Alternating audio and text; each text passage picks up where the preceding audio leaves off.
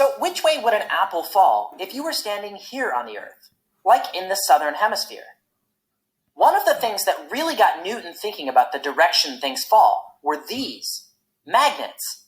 If you've ever played with magnets, then you know just how strange and fun they are.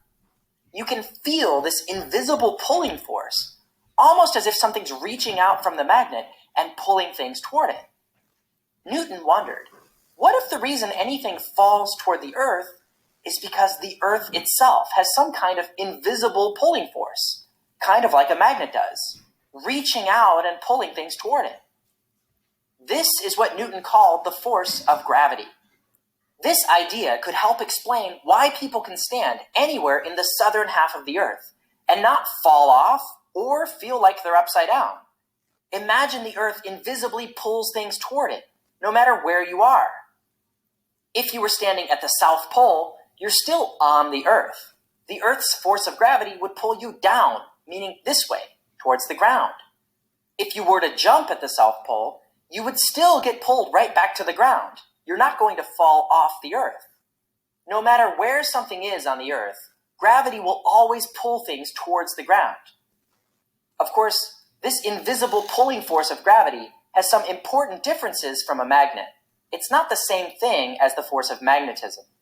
For example, magnets only pull on materials which have the property of being magnetic, like bits of iron or steel, or other magnets.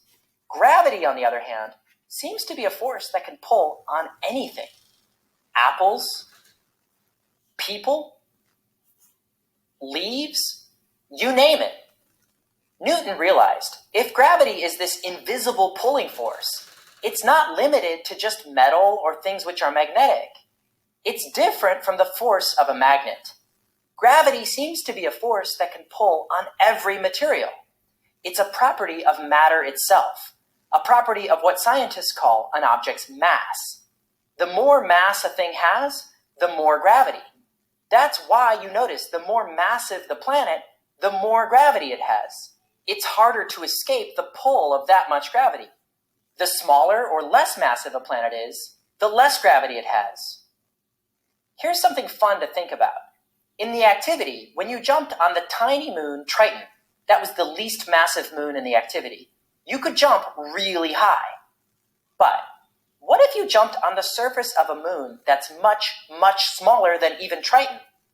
Could there be a moon or maybe an asteroid out there, small enough, that when you jumped, you actually were able to jump right off of it, right into outer space? I'll leave you with that to think about. Have fun and stay curious.